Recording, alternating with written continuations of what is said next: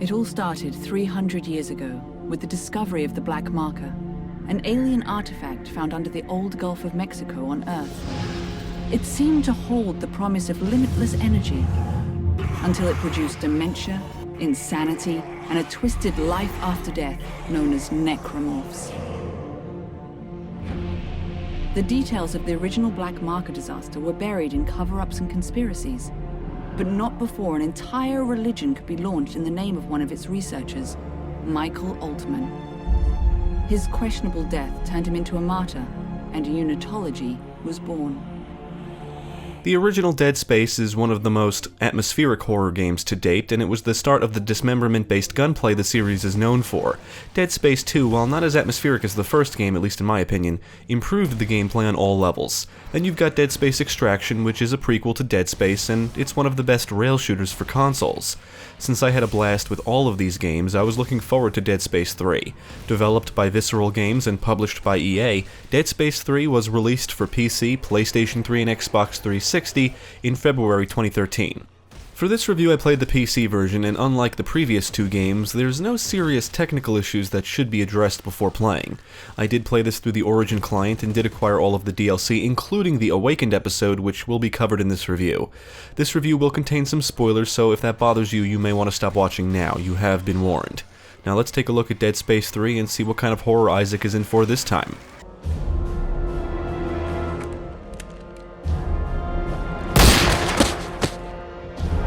Just like in Dead Space 2, you can watch a recap of the events of the previous games, and Dead Space 3 is the first game in the series to support online co-op, where one player is Isaac and the other is Sergeant John Carver, but for this review I played through it solo. The story is set years after the events of Dead Space 2. Apparently Isaac and Ellie Langford became a couple and broke up due to Isaac's emotional distance.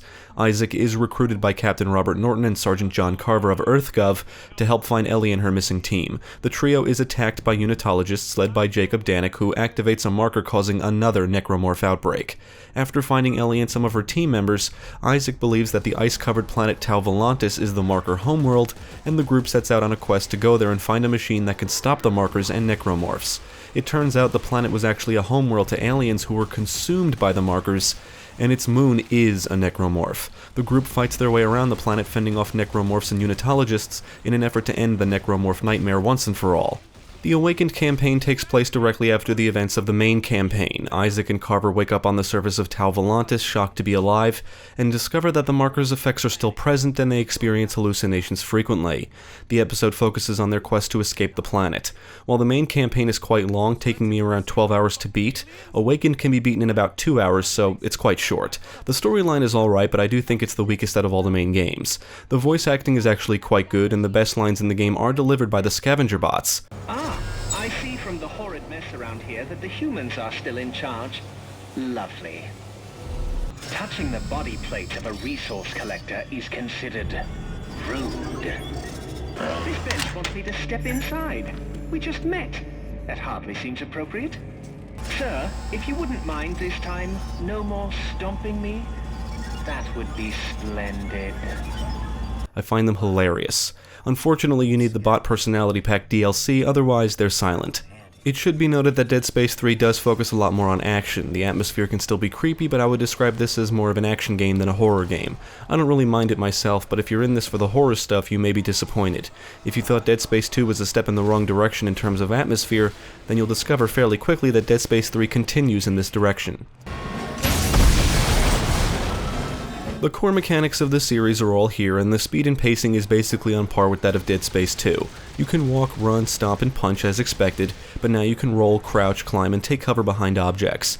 Cover plays a somewhat important role when you're up against human enemies, which unfortunately are not as fun to fight as the Necromorphs, but you won't have to fight them too often. There is no HUD, but your health and stasis levels are represented on your character's suit. You can access your rig to see your inventory, objectives, and a database of logs, and you can use your locator to see how to get to your next objective or nearest bench or suit kiosk. You can freely float and boost around zero-gravity areas, and your character's suit will provide him oxygen in areas exposed to the vacuum of space. Oxygen can be restored from oxygen tanks. Stasis is one of 2 modules you can use to slow down mechanisms and enemies. It does drain through energy when used, but will partially recharge over time unless you restore it fully at a stasis recharge station or from a stasis pack. The other module is Kinesis, which allows you to grab and throw objects. Late in the game you'll come across amp pads which amplify these modules as long as you're standing on them. Enemies will remain in stasis longer, and you can use Kinesis to rip the limbs off moving enemies. It's pretty cool. That's great, thanks for the tip! Throughout the environments are all kinds of items you can collect. You can find med packs, stasis packs, weapon parts, ammo, blueprints, upgrade circuits, resources, and logs and artifacts which provide backstory. Logs and artifacts can also be considered collectibles. You can find items lying around or in containers, and dead bodies will sometimes reveal items after stomping, punching, or shooting them. As you progress through the main campaign, you'll acquire scavenger bots, which can be deployed to find resources. After a certain amount of time, they will return the resources they found to the benches. The biggest change to the gameplay was made to the benches, which are scattered around the environments. You no longer have to locate stores to buy and sell things. You can do it all at benches. You can also craft weapons at benches, which does become addictive. The blueprints are basically the recipes for weapons, and the classic weapons can be built or crafted, but you can always make your own and have your own combination of tools. You can even save your own weapon blueprints, which can be shared with other players. Then there's the suit kiosks, which, like benches, are also scattered around the environments. You'll acquire new suits as you progress through the main campaign, and the kiosks are where you can change suits and spend resources on upgrades. You can upgrade your rig and modules. You can increase your hit points, armor, and air. You can increase the range of your Kinesis and damage of Kinesis impalement. And stasis upgrades include increasing the number of shots, increasing the duration, and decreasing the recharge time. Weapons can support up to 2 tools, which are basically fire modes. You can craft a pulse rifle and flamethrower weapon. Maybe you want to blow enemies away with a shotgun that also doubles as a line gun. Or maybe you want to craft a submachine gun ripper combo. You have these types of options. You can add different attachments that will have different effects, like a scope for zooming, stasis coating for briefly slowing enemies down when you shoot them, and acid bath for doing extra damage, among other different types. You can craft new tips for your weapons, new frames, and new upgrade circuits, which affect a weapon's stats. Not only can you craft and find most of these items, you can also dismantle them if you need the parts and resources. The resources can be used to craft items like med packs, stasis packs, ammo, and torque bars, which can be used to open doors to rooms that contain goodies. Ammo clips now apply to all weapons. You can only carry 2 weapons at a time, and your inventory does have limited space, but you can store items in your safe which can be accessed at the benches. Dead Space 3 includes 4 difficulty modes, and the higher the difficulty, the less resources you'll find and the more dangerous the enemies. The game plays out in chapters, and each chapter contains numerous objectives to complete. You'll also get the opportunity to complete optional missions, and at least one of them is co-op only. I would recommend you complete these because they reward you with supply caches full of items. Whether it's a story objective or optional mission, you're going to be engaging plenty of enemies, many of which were encountered in the previous games. Unfortunately, the encounters during optional missions become very predictable. A lot of these missions have you going from room to room, usually getting locked in each and having to fight off waves of enemies. Thankfully, the encounters outside of these optional missions are more varied, not as predictable, and are just more enjoyable. The environments are just as linear as they were in the previous games, with rooms and areas off the beaten paths that contain items, so there is plenty of reasons to explore. There are some neat set pieces, like when you're boosting through space or when you get to fly a ship and shoot down mines and debris, but most of the time you'll be on foot. You'll traverse through ships, snowy areas, caves, you'll float around space, and you'll get to navigate through an alien city. You will have to solve puzzles, you'll have to hack things, move nodes around electrical engineering interfaces, and balance power using fuse boxes. You will come across environmental hazards every so often, like mines, electricity, explosives, fire, and laser traps, and most of them are easily avoidable. Throughout the environments are objects like explosive and stasis canisters that can be picked up and hurled at enemies using Kinesis, which is a great way to save ammo, or you could just shoot these items to blow them up when enemies get near them.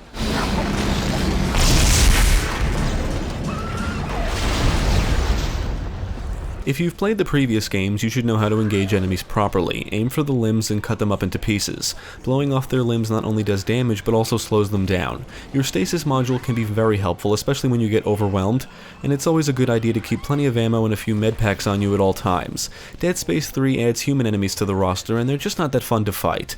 They have guns and will shoot at you, they'll throw grenades, some will charge at you while holding live grenades, some fire rockets, and they run around and take cover. They don't do anything sophisticated and exhibit very basic behavior. What is cool is when Necromorphs are thrown into the mix and start attacking the human enemies. It's just cool watching the Necromorphs rip them to shreds. New Necromorphs include Medusa, Fodder, the Swarm, the Regenerators, Feeders, Creepers and Shamblers, and the Alien Necromorphs. Medusa is only encountered in zero-gravity areas. It fires homing projectiles and can be easily avoided.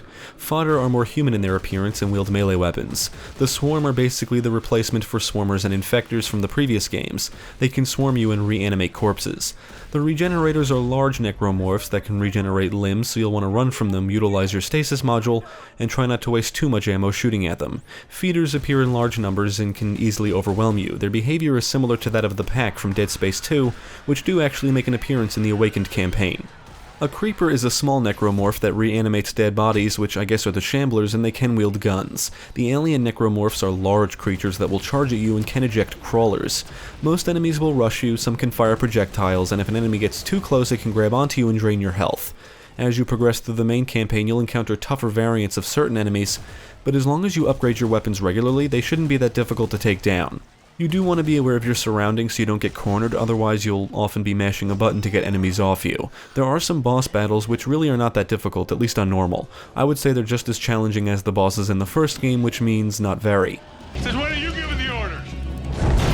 Since somebody else has a fucking plan! Look, I'll explain as I go! Visually, Dead Space 3 looks great, at least for its time. Some textures are a bit blurry when viewed up close, but the character and enemy models look good, the environments are well detailed, and the lighting is excellent. Dead bodies, blood, and objects will be littered all over the environments. Blood and body parts will fly through the air as you decimate enemies, and the gore effects help to make the gunplay feel extremely satisfying. The action is accompanied by some decent tunes that ramp up during encounters, and there are a few what I'll call adventurous sounding songs that I really did enjoy. The weapon's fire sounds powerful and satisfying, as do the explosions. Enemies will make disgusting noises and they'll growl and screech during encounters.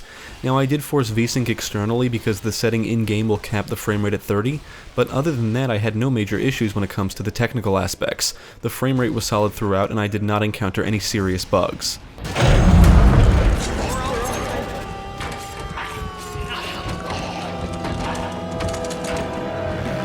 I had an excellent time with Dead Space 3. In fact, it might be my favorite game in the series gameplay-wise. The weapon crafting is fantastic, and I think it really drives the experience.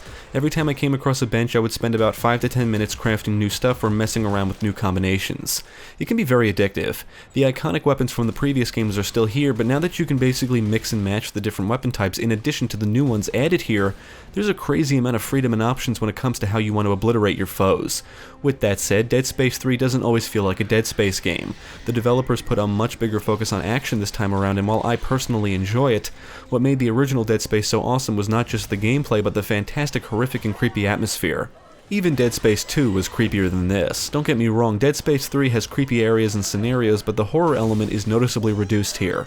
Regardless, it's fun to play and there's plenty of reasons to return. After you beat the main campaign, you'll unlock numerous New Game Plus modes. These are in addition to the multiple difficulty modes, weapon crafting, and co-op. Dead Space 3 is an action horror game with plenty of content to enjoy. I can't say the Awakened campaign is all that fantastic. It's very short and there's nothing really new here that I would say warrants $10. It's basically just more of the same, and if you're not interested in the story element, then Awakened would be a real waste of money.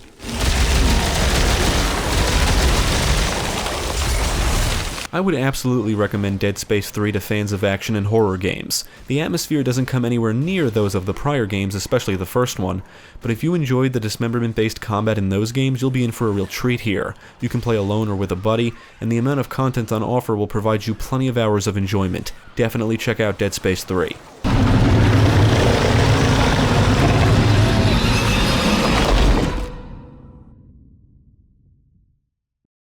Thank you for watching. If you enjoyed this video, check out the rest of our channel, follow us at the links below, and you can also support us on Patreon. If you're interested in more gaming content, check out our friends over at GameCast.